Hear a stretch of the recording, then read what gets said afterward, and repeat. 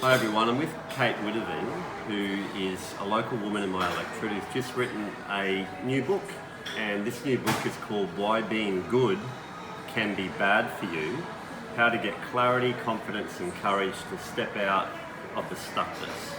And I've known Kate and her husband Michael for many years, and they're great local people. But Kate, what an interesting headline, what an interesting topic and name for a book. How did you come up with that name? Yeah, no, thanks for having me, Luke. So really it's about my story, and it was that being good actually turned out to be very bad for me because it led to a really significant burnout. So by being good, I meant having really high expectations of myself, being a perfectionist, being a people pleaser, so saying yes to all the things and all the people, and what it meant was that I had nothing left for me and it didn't go very well.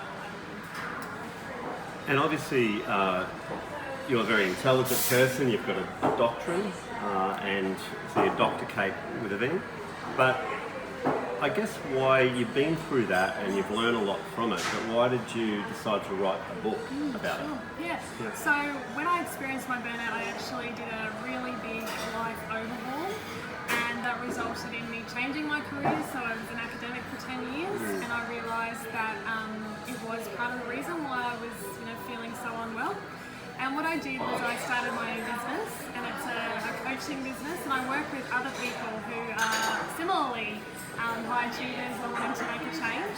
And what I realised was that my story, although the people and the characters and the events was obviously unique to me, the themes were not. And there was this common theme that so many people that I was working with in my practice were very intelligent, very well-intentioned, very high-achieving, and finding themselves feeling really overwhelmed with many things. So I wanted to share my story as a way of helping them and others just like them. So, you mentioned that you're a high achiever, and obviously you are, having a doctorate and so forth, but you also said that you're a bit of a perfectionist. So what do you mean by that? You're a perfectionist, and how did that affect you? Yeah, so being a perfectionist is really about everything has to be either perfect or it's terrible.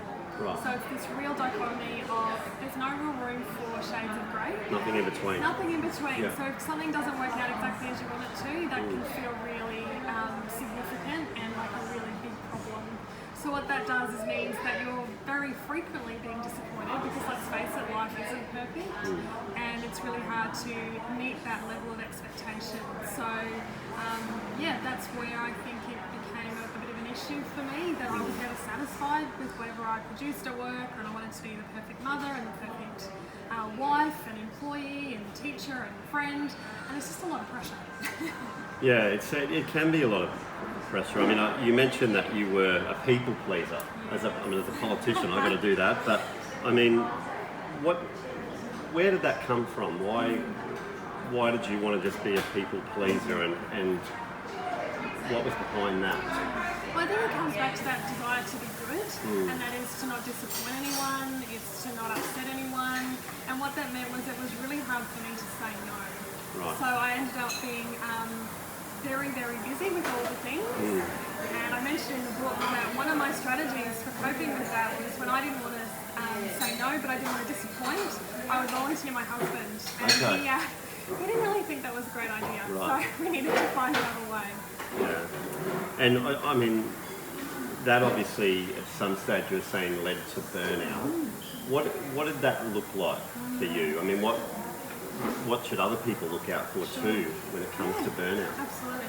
The thing with burnout is that although it is a diagnosable condition, it's not something that you can get a blood test for or an x-ray, it's not just one thing. It's a combination of things. And for me, it looked like a range of both physical and psychological symptoms. And it happened over a long period of time. So it was just these little niggly kind of things that just wasn't quite right. I was constantly tired, I was anxious, I was irritable, I couldn't sleep. My brain just never stopped, to be honest, and that really had a very detrimental effect on me. I was basically operating from a position of heightened awareness all of the time. I was like, what's next, what am I going to do, where do I need to be, and just never really recovering. So as I said, lots of different combinations of symptoms, but very much physical, emotional, and mental exhaustion. Yeah, it sounds like a tough time, but credit to you come through it. I was going to say, like, how have you changed your mindset then to improve your health, both mental and physical health? What have you, I mean, do you just ignore what other people think now or say, or what's changed for you? Yeah, sure. So many things, but I think probably the first and most important thing was for me to recognise that self-care is not selfish. Okay. And so that gave me permission to actually say no if I wanted to say no to someone or something, and to take time out for me to do things that make me feel relaxed and calm. So I run a lot, which is something that I've always done, but it was actually the mindset about that. So rather than going, I need to squeeze this in so that I don't miss anything else, it's like, no, that can be a priority and we can fit other things in around it. So it's about really not being worried about making time for myself. It's a really big one. I like what you said about self-care. It's not selfish, because obviously, you know, you're a professional woman, you've got a husband, you've got 3 young children as well. You've got to, if you're not well, then that affects everyone in your life. Absolutely. As well. Yeah, absolutely. And that was probably the turning point for me when I knew I had to make a big change. Actually wasn't about me, it was about my son. So my middle son, and I discovered that he was being bullied, and that was a major turning point when I went, you know what, this is actually not just about me. Yeah.